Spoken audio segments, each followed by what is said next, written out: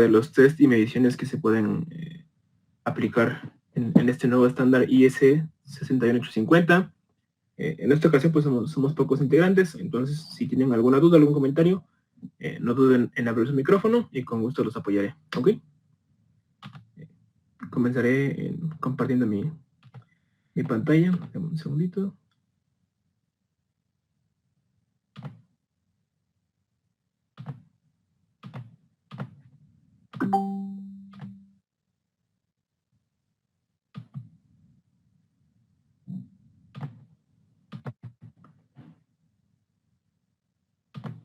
Ahí está. ¿Me confirman si pueden ver la pantalla, por favor?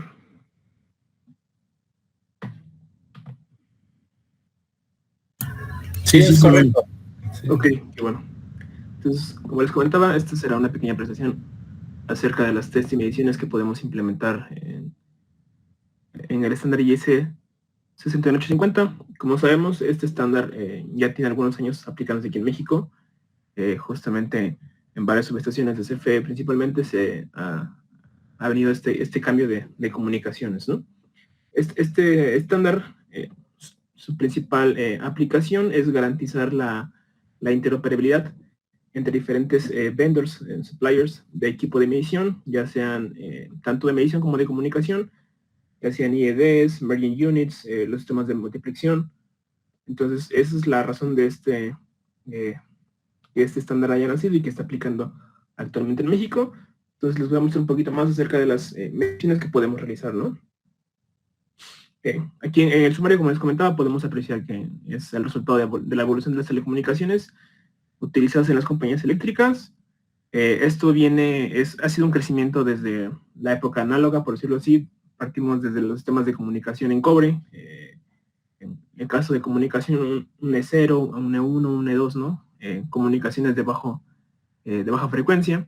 Y actualmente pues hemos ido creciendo a nivel de que todo se encuentra a nivel de dirección IP o se encuentra en fibras, ¿no? Entonces vamos a conocer un poquito la historia de cómo eran anteriormente las redes eléctricas. Este pequeño diagrama que tengo aquí es como digamos, la red eléctrica básica que se manejaba hasta hace pues ya algunos años, que era conocido como si fuera una Smart Network o Smart Grid. Entonces, venía desde la parte de generación. Por ejemplo, en este caso hay un ejemplo de 765 kilovolts. Llega a la subestación, en la cual pues tenemos los transformadores, y tanto de corriente como de voltaje, y esto se desviaba a la parte de la zona industrial, nuevamente a otro sistema de transformación para que llegara a casas residenciales o a pequeños edificios. Actualmente, pues, con la implementación de las nuevas tecnologías de comunicación, pues ha ido creciendo muchísimo para tener un control y calidad tanto de la energía como de las comunicaciones, y esto evitar que haya cortos, haya desfases, ¿no? Un desbalance de cargas por ahí. Entonces, ¿qué es lo que nos ha permitido esta evolución en las comunicaciones? Es que todo sea más confiable, más preciso, y que no tengamos tantos problemas en cuanto al sistema eléctrico, ¿no?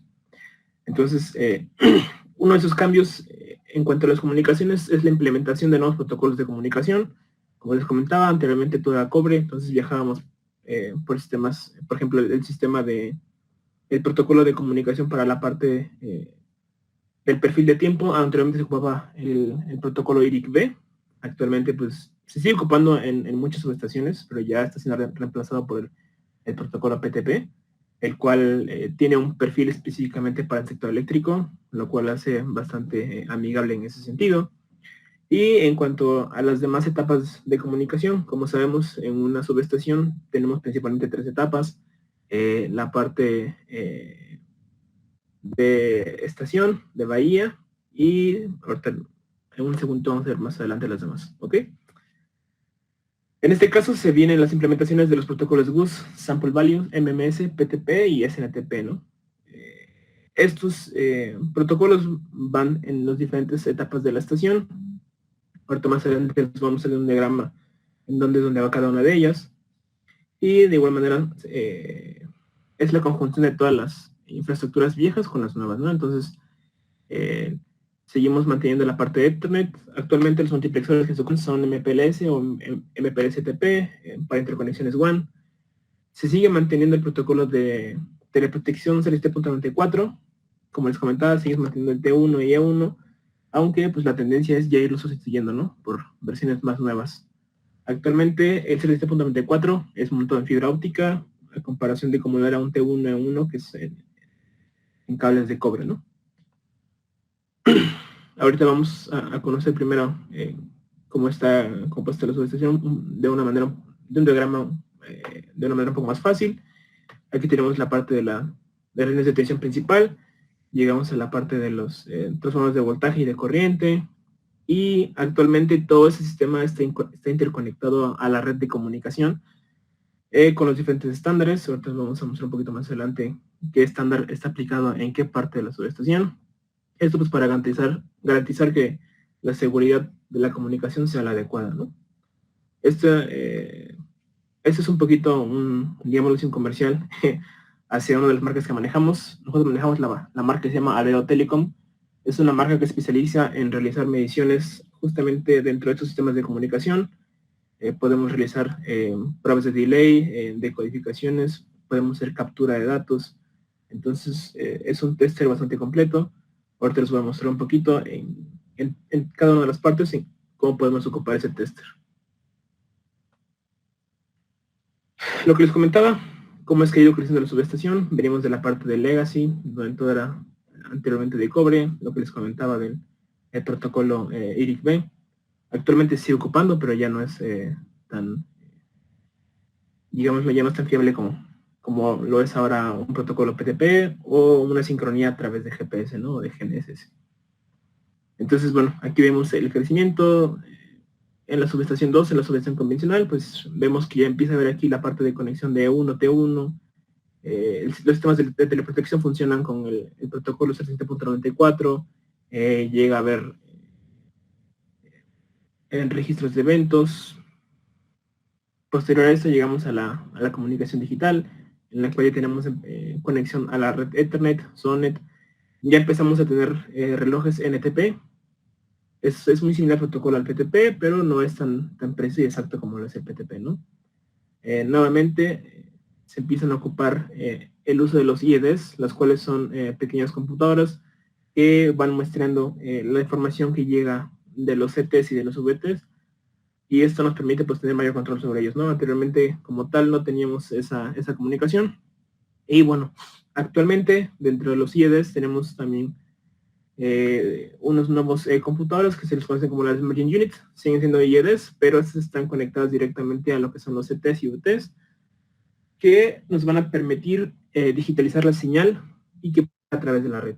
Ahorita en un momento más les voy a mostrar cómo es que se da este proceso de digitalización y cómo es que va manejando este protocolo a través de la red, ¿ok?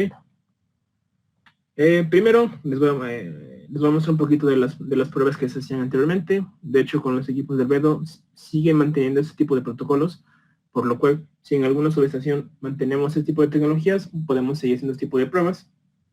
Por ejemplo, en una subestación legada, las cosas básicas a verificar, uno era verificar la comunicación serie, ya sea RC232, 422, V35, V36. Lo que les comentaba, el IRIC-B en la presión del tiempo, en sistema de comunicación E1 o T1, ya sea pulso, voz o datos. ¿Y cuál es el objetivo de medir sobre esos estándares? Pues es la instalación y mantenimiento de comunicaciones y datos en serie, calidad del sincronismo y los circuitos de voz, ¿no? Aquí están los conectores que anteriormente se ocupaban, ahorita pues ya están de salida. En algunos casos siguen ocupando, pero pues, principalmente ya van de salida, ¿no? En el apartado de subestación convencional, se seguía ocupando la parte de la comunicación en serie. Nuevamente el IRIC-B seguía siendo la presión del tiempo, pero lo que les comentaba aquí viene la llegada del 7.94, en el cual podemos hacer mediciones de retraso, tasa de error y emulación de eventos. El 7.94 es básicamente un E0 montado sobre fibra óptica, entonces mantenemos la misma velocidad y la misma configuración de paquetes. En el sistema de teleprotección podemos hacer las mediciones de retraso unidireccional, obviamente referidos a GPS, y empezamos a tocar un poco la parte de Ethernet, en la cual podemos realizar pruebas de performance, tales como la RFC 2544, la ESAM, la Y1564, etcétera, ¿no? Estas pruebas están principalmente diseñadas para verificar la calidad de los enlaces Ethernet, ya sea de los filtros de servidores, y revisar que en caso de que llegara a haber un evento, pues pudieran soportar este tipo de eventos, ¿no? Objetivos: verificar la teleprotección, acorde al protocolo 7.94, verificar la calidad de sincronismo y verificar la calidad de la red Ethernet, ¿no? Por ejemplo, aquí tenemos un ejemplo de los módulos que ocupaban anteriormente estos testers. Pues tenemos los módulos de SFP para la parte de fibra óptica, RJ45, y seguimos manteniendo los BNCs de 75 ohms para la parte del E1 y del E0. ¿Okay? Seguimos con el crecimiento de la subestación digital. Seguimos manteniendo la comunicación en serie, IRIC-B, E1, T1. Mantenemos la parte de Ethernet, las pruebas de RFC54, ESAM, y crecemos aquí a la parte a nivel de IP. Como crecimos en la parte de IP, pues tenemos que realizar pruebas de ping, de traceroutes. En cuestión de fibra óptica, revisar que nuestra fibra sea correcta, que la potencia sea correcta, que no haya algún corte, algún fallo sobre la fibra. En la parte del sincronismo, dejamos a un lado, no a un lado como tal, pero se incrementa la parte de sincronismo usando los mensajes NTP, y en el protocolo NTP se miden la calidad de los mensajes, retraso, inestabilidad y el tiempo de error. En la teleprotección seguimos manteniendo el protocolo 7.94, retraso unidireccional y eventos. ¿Cuáles son los objetivos de medir sobre una subestación digital? Verificar la teleprotección, verificar la sincronía, ya sea de IRIC-B y NTP, verificar la calidad de la red Ethernet con el uso de las pruebas de RFC, instalar y mantener las fibras ópticas, ¿no? Aquí, igual un pequeño comercial. Es uno de los relojes que maneja Albedo. Este es el NetSign, el cual es un reloj diseñado principalmente para el área de la subestación, ya que cuenta con todo lo que piden los estándares, y es un reloj que mantiene los tres estándares al mismo tiempo, ya sea un PTP, NTP e IRIC-B, ¿no? Entonces nos permite tener ahí una completa interoperabilidad entre una estación legacy con una de las más nuevas, que es aquí lo que llevamos actualmente, se conoce como las Power Grid, o la subestación de la ISS 61850. Deme un segundito, voy a aceptar a la persona que estaba por entrar. No creo que ya la aceptaron. Listo. En estas nuevas redes, ¿qué es lo que tenemos que verificar? Se sigue manteniendo la comunicación serie, IRIC-B se sigue manteniendo, E1, T1, la parte de la teleprotección. En la cuestión de Ethernet se mantiene el RFC 2544, ESAM, G1564, y seguimos con IP. Crecemos a la parte de los MPLS-TP, las pruebas que se hacen a través de los multiplexores. En la fibra óptica seguimos midiendo potencia. Como les comentaba, se incluye el protocolo de sincronismo PTP, en el cual podemos hacer pruebas de Wander, PPS y TE. Se implementa el estándar GUS y el estándar sample value. En ambos es análisis, captura y decodificación de los paquetes. Estos nuevos estándares de GUS y sample values van a principalmente aquí en esta parte de las subestaciones, ya que, digamos, por ejemplo, el protocolo GUS es el protocolo que interconecta las IEDs con las merging unit, y el sample value es el protocolo que conecta ya sean los transformadores de corriente o los transformadores de voltaje. Lo que hace este protocolo como tal es digitalizar la señal y enviarla a través de la red. Venimos con la implementación de los mensajes MMS, nuevamente análisis, captura y decodificación, mediciones de emulación de reloj maestro o esclavo, como les comentaba, son el reloj del PTP Master, y verificación de retorno en todas las interfaces. ¿Por qué se viene esta implementación de la verificación de delay en cada una de las interfaces? Porque tenemos que revisar que los enlaces estén funcionando correctamente, ya sea a nivel físico o a nivel de configuración. Entonces se hacen pruebas de delay en cada uno de los niveles, ya sea a nivel de capa 1, capa 2, capa 3, y vamos creciendo. Esto con la razón de verificar que todo el enlace sea correcto, porque en el caso de que llegara a haber alguna anomalía, se tenga que activar la teleprotección. Si nuestro enlace no es correcto, actualmente con los tiempos que maneja PTP, pues se vería en conflicto, y esto afectaría de una manera pues desastrosa en cuanto a la subestación. Entonces, Los objetivos de verificar todo esto es asegurar la interconexión entre diferentes fabricantes, asegurar la interconexión de sincronización PTP, NTP e IRIC-B, instalar y mantener los nuevos protocolos como GUS y Sample Value. ¿Ok? ¿Tienen alguna duda hasta el momento? ¿Algo que quieran preguntar?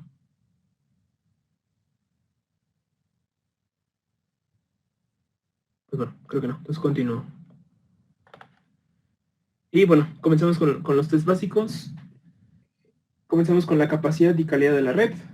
Como les comentaba, esto es a nivel de Ethernet o de IP. Se realizan las pruebas como la RFC 2544, la RFC 6349 y la Y1568. ¿Qué objetivo tiene hacer esas pruebas? Uno, identificar puntos de congestión y dos, identificar causas de error. ¿Por qué? Porque si, puede que en alguna parte de nuestra red tengamos lo que se conoce como el cuello de botella y esto pues genere problemas con el tráfico. Entonces es muy importante revisar en nuestra red que los enlaces sean correctos, que los filtros estén trabajando y que todo esté trabajando correctamente. Por ejemplo, aquí hay una de las pruebas de tráfico más sencillas que se hacen, la principal que se conoce como Constant Profile, en el cual se envía tráfico durante cierto tiempo a un ratio continuo para observar que funcione correctamente el enlace. En cuestión de ráfagas, se envían pequeñas ráfagas, se mantiene un ratio bajo al principio de información, se aumenta esa información, vuelve a caer, se vuelve a aumentar y vuelve a caer. Nuevamente, por ejemplo, si enviamos una ráfaga más alta de lo que debería esperar el filtro, pues tendría que ser capaz de filtrar la información y reducir el throughput para que la red no caiga. El tercer prueba de tráfico es el tráfico en forma de rampa, en el cual va creciendo en cuestión de pasos, desde un ratio inicial a un ratio final, la cantidad de tráfico que va viajando a través de la red.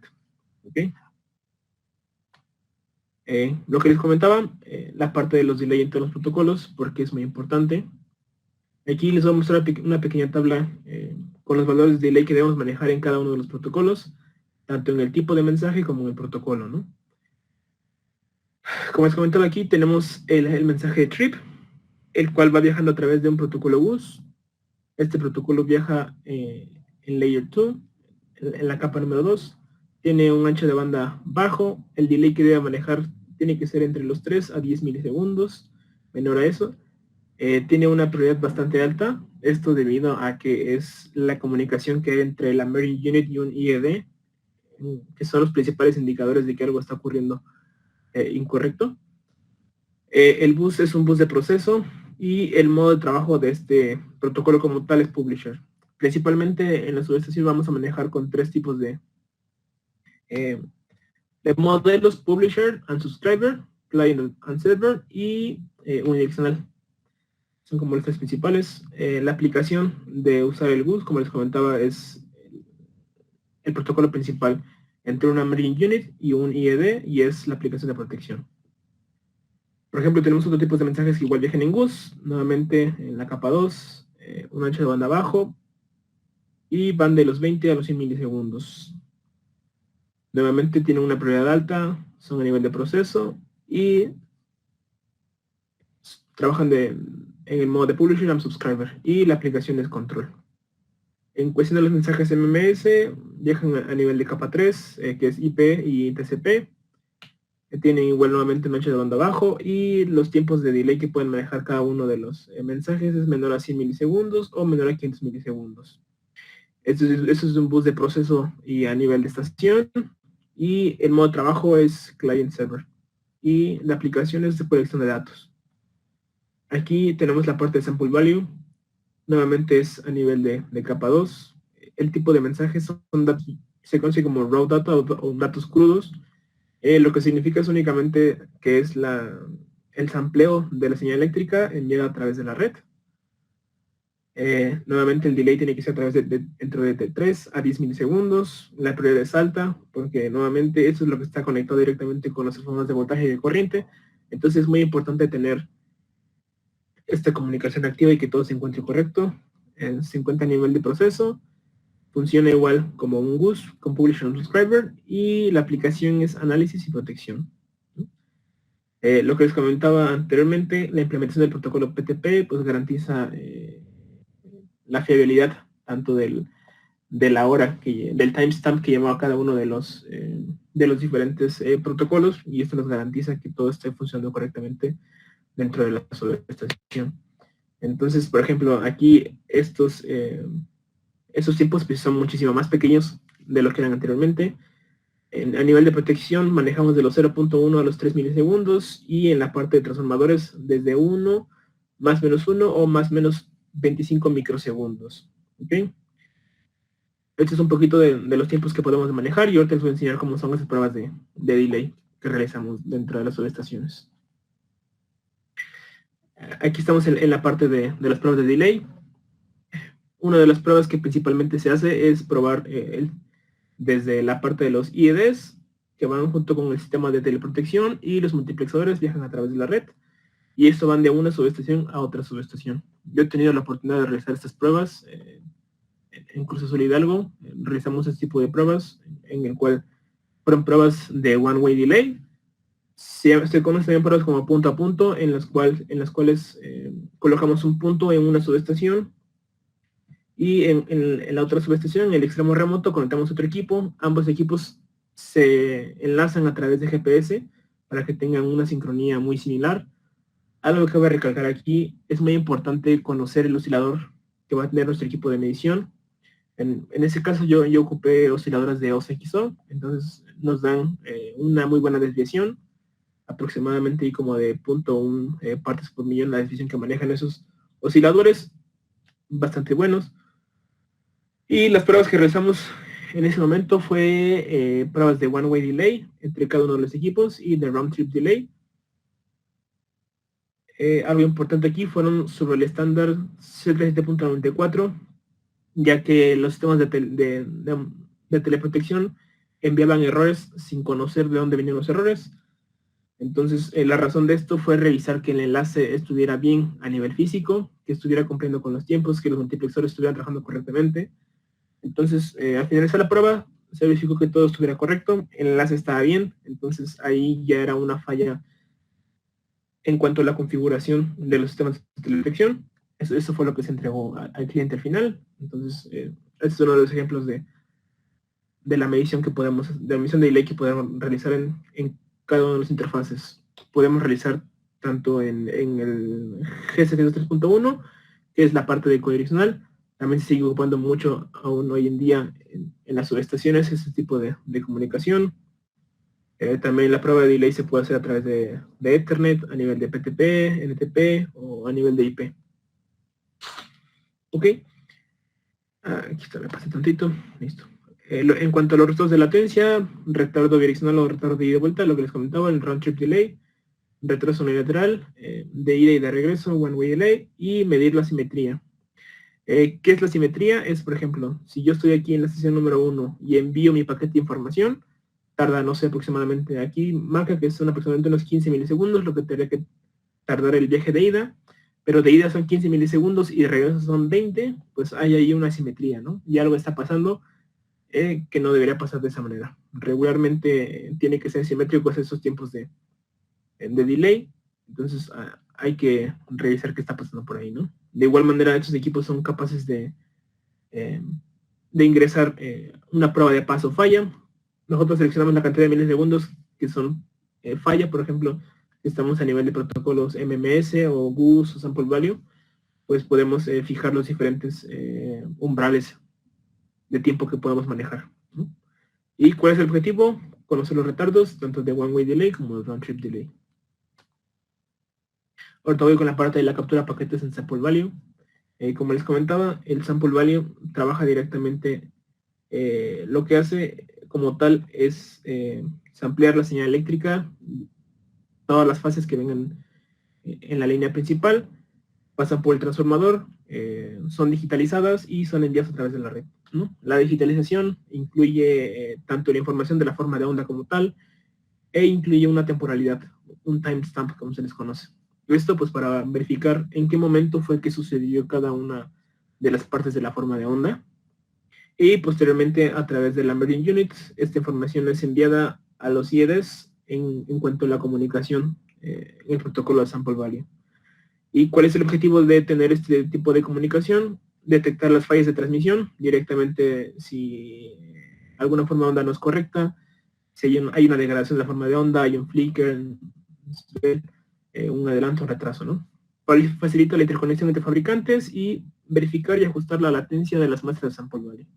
¿Ok? Captura y análisis de GUS. Como les comentaba, el siguiente protocolo que se ocupa pasando de las IEDs es el protocolo GUS. Este protocolo es, digamos, de aplicación crítica, ya que lleva información crítica de la subestación, incluye comandos de control, alarmas, indicaciones y medidas, ¿no? ¿Cuál es el objetivo de este protocolo?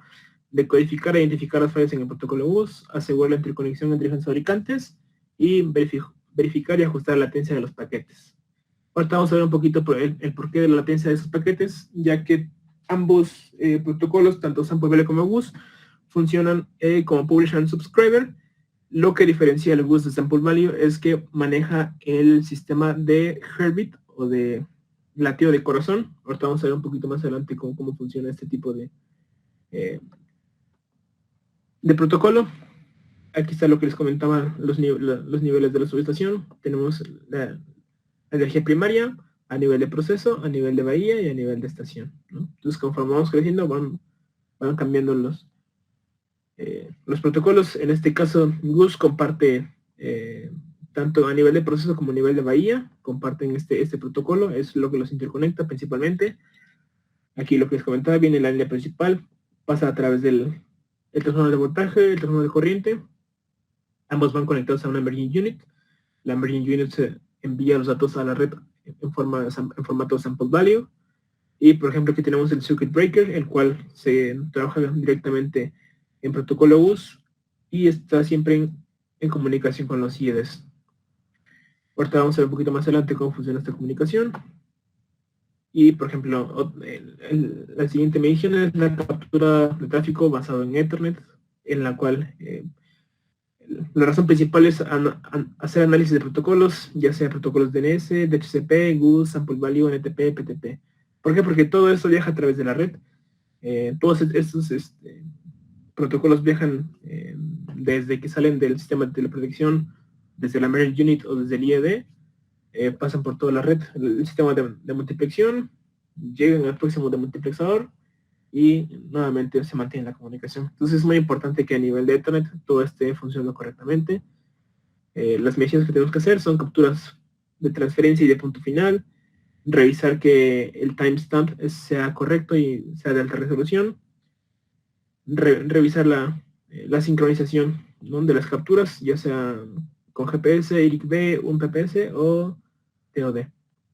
Análisis de retardo de paquete a paquete, revisar que el tiempo que hay entre paquetes sea correcto, y una ventaja es que nosotros podemos exportar en formatos PCAP y PCAP-NG. ¿Okay? Aquí les voy a explicar un poquito sobre cómo funciona el protocolo IRIC-V. Hay diferentes tipos de protocolos dependiendo de la decisión que manejemos. En este caso, el más ocupado es el IRIC-V, ya que tiene una decisión de 100 PPS. Aparte de la B, aquí hay una pequeña nomenclatura en la cual vamos a especificar cómo está configurado este protocolo. La letra A principalmente especifica el tipo de modulación que vamos a ocupar. Tenemos 3 tipos de modulación. Uno que es sin modulación como tal.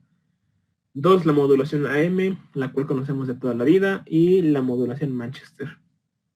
La segunda letra es el carrier o como tal nuestra señal de onda portadora. Tenemos 5 diferentes tipos de portadoras. 0, sin ninguna portadora. 1 de 100 Hz, 1 kilo, 10 kilos, 100 kilos, hasta 1 mega la portadora. En cuanto a la codificación, podemos tener diferentes tipos de codificación, BCD, CF, SBS.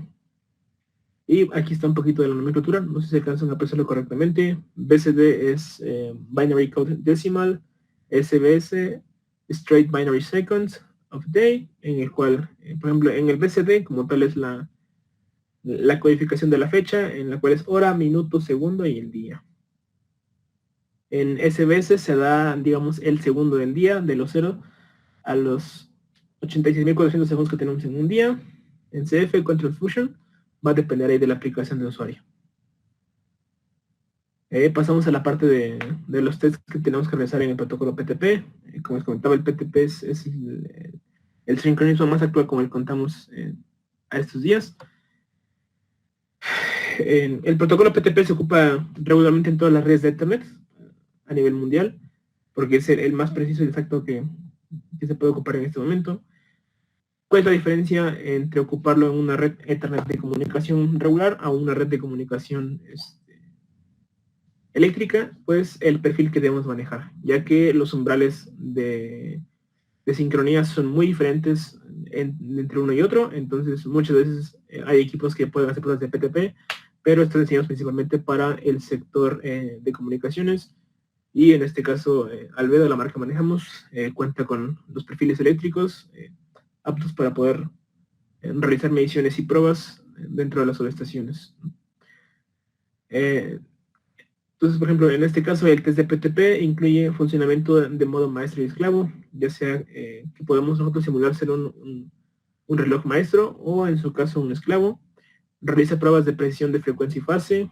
¿Cuáles son los objetivos de realizar este tipo de test? Migración de la red de sincronismo a PTP, porque como les comenté desde el principio, seguimos manejando ERIC-B, NTP. Calcular la presión del reloj, ver que nuestro reloj maestro tenga una precisión y una exactitud correcta, identificar errores en la instalación, asegurar la interconexión GPS y comprobar el funcionamiento de holdover. Aquí hay dos cosas importantes en la parte de interconexión GPS, ya que, como muchos saben, se pueden hacer spoofing en cuanto al GPS, y esto va a provocar que pierda la sincronía el reloj maestro, y si el reloj maestro pierde sincronía, todo empieza a caer, ¿no? Nuevamente, comprobar el funcionamiento del holdover. El holdover, para quienes no lo sepan, es la capacidad que tiene un reloj de mantener la sincronía. Por ejemplo, se le da sincronía por GPS, se desconecta, y ver que el mismo reloj no pierda esa sincronía con su oscilador interno. Depende de cuánto tiempo, ¿no? Ya sea 48 horas, una semana o un mes, ¿no? Uno de los principales tests que se hacen sobre PTP, pues es revisar que el holdover sea el correcto, ¿no? Se le da una sincronía, se espera un tiempo y se vuelve a medir para revisar que el equipo, que el oscilador del equipo no haya perdido la sincronía como tal. Seguimos con la parte de PTP, tenemos las pruebas de WANDERT y los resultados de TE. En los exámenes de TE, de Time Error, tenemos el Time Error bidireccional y máximo, Time Error de baja frecuencia, Time Error de alta frecuencia, asimetría de retardo, un retardo entre el máster de PTP y los clientes, o entre máster y slave. En cuanto a las métricas de WANDERT, mantenemos las métricas de WANDERT que se han ocupado siempre: Time Interval Error, Max Time Interval Error, Time Deviation, tablas de gráficos, medidas entre PTP Master y Client.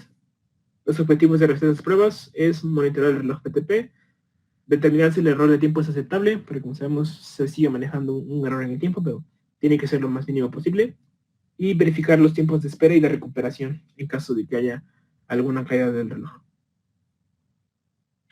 En cuanto a los test de NTP que se hacen en las subestaciones principalmente, manejamos dos, en el cual el equipo de Albedo puede funcionar como un SNTP server, se conecta a la red a nivel de IP y se hace la prueba contra el client. Esto funciona como si nuestro equipo funciona como si fuera un reloj maestro, y tenemos la opción inversa, en la cual funcionamos juntos como si fuéramos un client, en el cual adquirimos la sincronía del reloj maestro y revisamos que todo esté correcto, ¿no?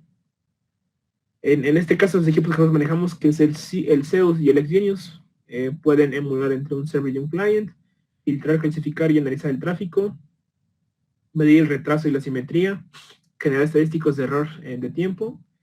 Los objetivos: monitorear el reloj PTP, analizar las tolerancias de error de tiempo, verificar los tiempos de espera y de recuperación. Ahora vamos con la parte de los tests que se hacen en los sistemas de teleprotección, en el estándar 0.94. Como les comentaba, principalmente estos son de punto a punto, en el cual, por ejemplo, aquí hay un pequeño ejemplo en el cual está conectado el equipo entre el sistema de multiplexeo y los relevadores, ¿no? Que son los que se activan en caso de que haya algún algún error en la línea de voltaje, ya sea un desfase, un desbalance de cargas o una subida de tensión, algo por ahí, ¿no? Entonces, por ejemplo, aquí la prueba que está realizando es ver el tiempo que tarda en ir un paquete, ya sea desde el multiplexor hasta el relevador. Esto es lo que está haciendo ahorita. Por ejemplo, tenemos diferentes modos de operación con nuestro equipo. Podemos emular ser, digámoslo, ya sea tanto un sistema de multiplexeo como un relevador. Tenemos el modo paso, el modo de monitoreo, el modo bucle. Aquí está funcionando en el modo paso. Lo que está haciendo es que pase a través del equipo la información y llegue al relevador, y de esta manera garantizar, más que nada garantizar y revisar que todo esté correcto. Por ejemplo, revisar que no haya errores, que no haya alarmas. Se pueden realizar pruebas de performance. La G.821, que es como la prueba de BERT.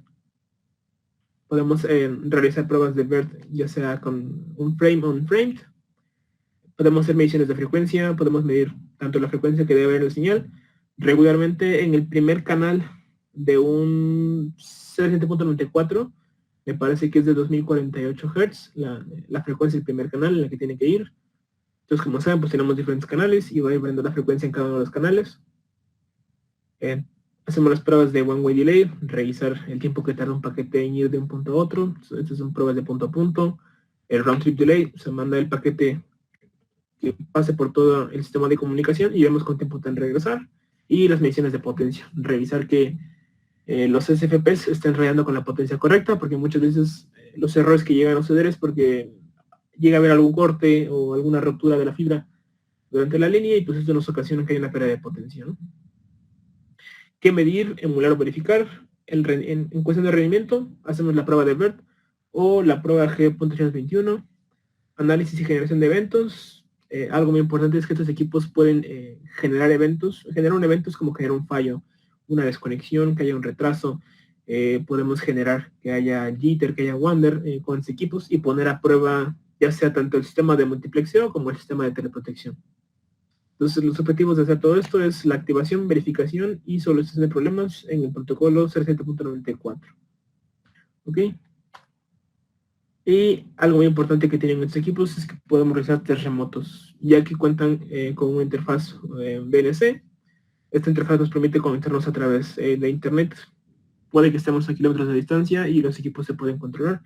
Entonces, como sabemos, muchas veces en la subestación no tenemos la oportunidad de que nos den licencia de abrir una línea o en el momento del día que nosotros queramos. Entonces puede que nos den licencia durante la madrugada y sea imposible acceder a esa hora a la subestación. Entonces con anterioridad se conecta y se deja el equipo, y una vez que nos abran, que nos dé licencia para poder abrir la línea, pues el equipo puede empezar a realizar las pruebas, ¿no? Porque como sabemos tenemos dos tipos de pruebas, las intrusivas y las no intrusivas. Entonces cuando tenemos que pedir licencia es cuando tenemos que realizar pruebas intrusivas en ese sentido, ¿ok? Nuevamente, si tienen alguna duda, algún comentario, pues pueden preguntar sin ningún problema. Aquí está todo el diagrama de una subestación dividido en uno en cuanto a los niveles que les comentaba, a nivel de estación, a nivel de bahía y a nivel de proceso. A nivel de procesos vienen aquí las líneas primeras de voltaje, la parte de los transformadores, la parte de los marine units, las cuales se encargan de samplear la señal eléctrica, convertirla a digital y enviarla hacia los IEDs, ¿no? A nivel de bahía tenemos la parte de los IEDs, en la cual están conectados con los relojes maestros, y aquí ya empieza la parte de trabajar a nivel Ethernet. En este caso trabajamos en un protocolo de 1 gigabit Ethernet. En una subestación, regularmente la velocidad máxima que vamos a manejar es de 1 giga. Difícilmente vamos a trabajar arriba de eso en una subestación eléctrica, entonces para que lo tomen ahí en cuenta en cuanto a los rangos de medición que podemos tener. Y a nivel de estación se conecta con el multiplexor, ya sea que se vayan a través de un router con una red SCADA de control, y todo se va a través de una red MPLS-TP hacia la siguiente subestación.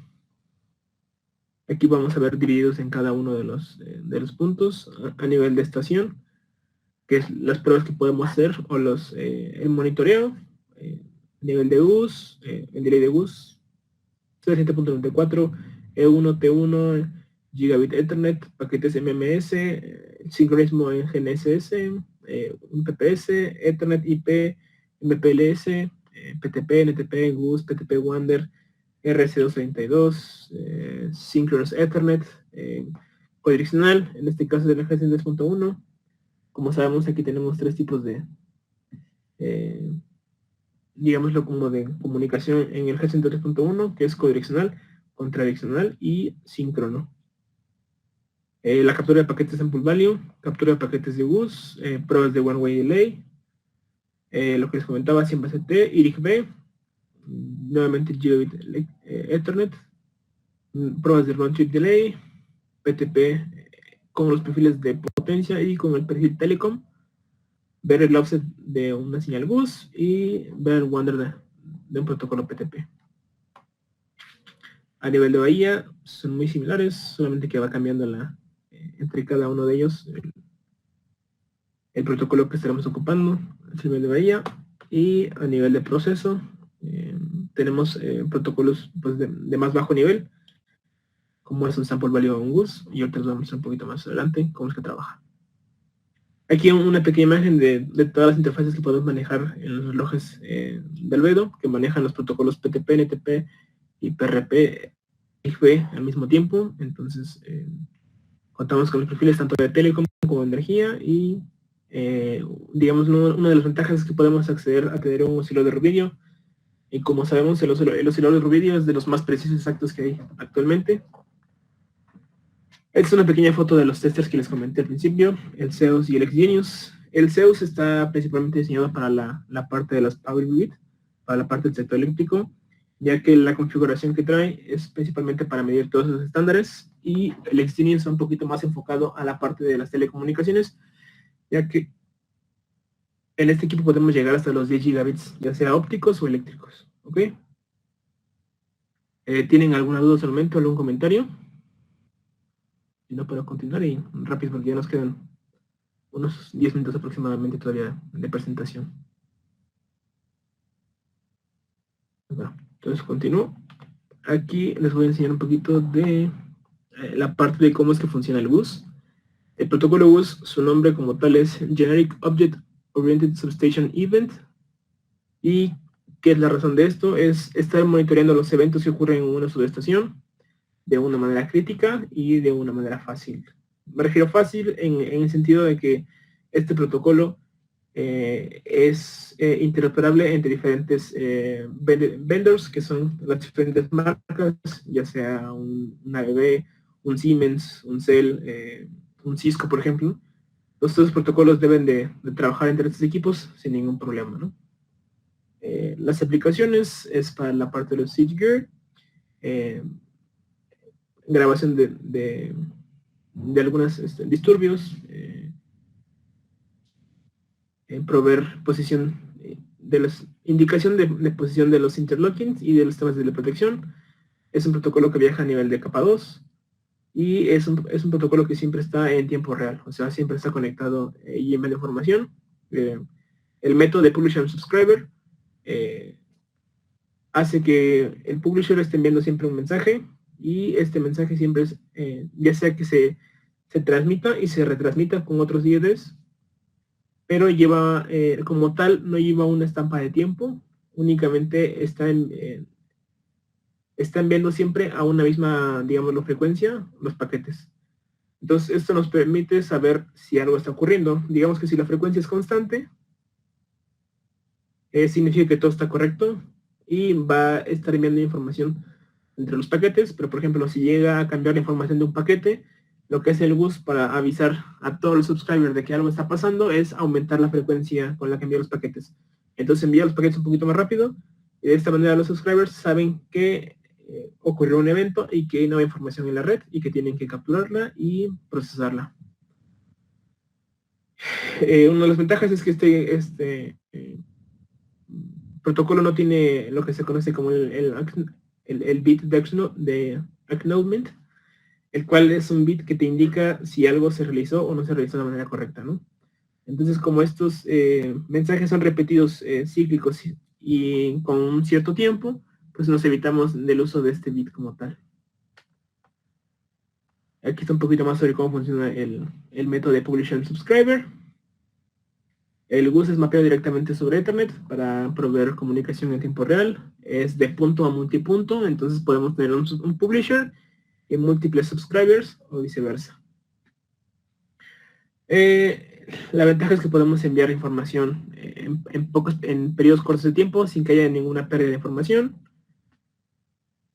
Vamos aquí. Aquí venimos a la parte del sistema el mecanismo de repetición. Lo que les comentaba que era la parte del heartbeat, como del latidos del corazón, en el cual, por ejemplo, se envía un mensaje de GUS en intervalos de 10 milisegundos y esto indica que todo está correcto o que no ha llegado ningún mensaje. Que el mismo mensaje que está llegando es el mismo mensaje repetido múltiples veces. Llega a cambiar ese mensaje, llega un nuevo evento, un nuevo mensaje, y ¿qué es lo que pasa aquí? Cambia el intervalo de envío entre paquetes. Entonces ya se cambie entre milisegundos o microsegundos, es lo que va a avisar que hay un nuevo paquete y que los subscribers pues, tienen que estar atentos a esta nueva llegada de un paquete. Por ejemplo, aquí menciona que el máximo intervalo que debe de haber es entre de los 100 milisegundos hasta los 60 segundos, entre digamos, los paquetes que ya están repitiendo la información. Bueno, dice que el mecanismo de repetición nos permite mantener un monitoreo continuo de las interfaces de comunicación, cosa que anteriormente pues, no era posible en los sistemas de cobre, ¿no? Aquí es como se vería la parte de la decodificación de un paquete de bus. Eso es literal un paquete capturado y se muestra qué es lo que contiene en cada uno de ellos, ¿no? Y la información que lleva. Uno, la dirección de información, el tiempo máximo para la próxima retransmisión, la descripción de la información que contiene, el identificador del mensaje, el tiempo en el que fue enviado, el contador de mensajes, la secuencia de número de repeticiones. Esto nos indica si es un mensaje como tal es una repetición o ya es un true value, un valor real. Verificamos la compatibilidad. El NDSCOM nos indica acerca de la configuración que tenemos y el datos y es num.setEntries es el número de data justamente centradas de datos y all data como tal es ya todo el mensaje de voz. ¿Sí? Nuevamente vemos la parte de Publisher and Subscriber, cómo funciona un poquito mejor entre un switch Ethernet desde que parte desde la línea primaria o desde los transformadores de corriente y de voltaje. Y ahorita voy, bueno, aquí está lo que les comentaba igual del heartbeat o del pulso cardíaco, cómo es que se mantiene en comunicación en todo el sistema a través del protocolo bus, y es un protocolo que va a nivel de bus. ¿Cuál es la ventaja de usar bus contra lo que teníamos anteriormente, que era el cable de cobre? Pues la velocidad con la que podemos manejar los paquetes y que es en tiempo real, cosa que no podemos tener anteriormente, ¿no? Por ejemplo, aquí tenemos el performance de un cableado de cobre en el cual, por ejemplo, se activaba el relevador y el tiempo en que se activaban los contactos y más o menos en que llegaba la curva de trabajo, que eran de 8 a 20 milisegundos. Actualmente con el uso de bus, desde que se cierra y que llega el mensaje, pues son 3 milisegundos. Entonces es muchísimo menos tiempo. Y esto nos va a garantizar que no haya ningún error durante la transmisión del mensaje. ¿Cuáles son los beneficios? El costo, porque reemplazamos todas las líneas de cobre por cables de fibra óptica. Entonces es el costo, en este caso, decrementa. La flexibilidad, ya que la configuración se puede ocupar en diferentes equipos de diferentes fabricantes, que es una conexión multipunto, ya sea que un solo mensaje puede alcanzar a diferentes subscribers y esto nos garantiza mayor interoperabilidad entre los sistemas de comunicación. Reduce el mantenimiento, ya que anteriormente los sistemas de cobre pues requerían mayor mantenimiento comparado contra lo que requiere actualmente un sistema de cobre, ¿no? Igual un beneficio muy grande, que no menciono aquí, es la parte de la compatibilidad electromagnética. Como sabemos, aunque los cables de cobre sean blindados, siguen siendo susceptibles a la interferencia electromagnética y en una subestación, pues sabemos que este es uno de los problemas más grandes, y al usar fibra óptica, pues son haces de luz como tal que viajan a través de la fibra, entonces son inmunes en el sentido a la energía electromagnética. Y ahorita déjenme hablarles un poquito del sample value. Por aquí está. Listo. Bueno, me quedan creo que 5 minutitos. Si tienen alguna duda o algún comentario, alguna pregunta, sin ningún problema me pueden preguntar. Pueden abrir el micrófono y estoy pendiente. El sample value, o en algunos casos se llama sample measured values, es el protocolo definido por IEEE 7850-2 para adquisición de datos en crudo. En particular, facilita la transferencia de datos digitalizados de una señal eléctrica. Como les comentaba, digitaliza la señal de voltaje y de corriente, la envía a través de la red, la reciben los IEDs y viajan hasta los multiplexores. Son mensajes críticos porque llevan información directa de la forma de onda de la red y no llevan lo que les comentaba, el acknowledgement. Es directamente mapeado sobre la red, mejorando el performance del envío de datos, a diferencia de GUS. El mismo mensaje no es repetido, sino que es únicamente enviado una sola vez el mensaje, ya que pues, llevamos todo, digámoslo en tiempo real, la señal eléctrica va viajando sampleada sobre la red. Entonces, no se pueden repetir los mensajes, a diferencia del protocolo de GUS, en el cual la información pues, se estaba repitiendo continuamente, si es que no había un cambio en la información que llevaba dentro del paquete. El protocolo de Sample Value continuamente se encarga de publicar los datos a un específico rate o una velocidad constante, y esto es definido por el usuario, depende de cómo queremos que trabajen tanto las Marine Units con los IEDs. Bueno, aquí tenemos la parte de que es una Marine Unit, es una IED que digitaliza las mediciones analógicas, principalmente las de voltaje y de corriente, y las transforma en datos en modo de publisher, ya sea que sea un stream como tal, pero siempre a una misma velocidad como tal. Entonces, las Marine Units combinan y correlación los voltajes con la corriente, y tanto las tres fases de línea que hay en una subestación están directamente conectados con los valores de voltaje y de corriente, y los datos son publicados a través de Sample Value, un protocolo que hemos estado trabajando en las slides anteriores. Y bueno, así es como se ve como tal una decodificación de Sample Value. Se mide, si aquí alcanzamos a ver, están las tres fases, cada uno con su voltaje y su corriente. Entonces, literalmente es como estoy haciendo un osciloscopio, ¿no? Muy similar. Pues bueno, creo que de mi parte sería todo. No sé si tienen alguna duda o comentario.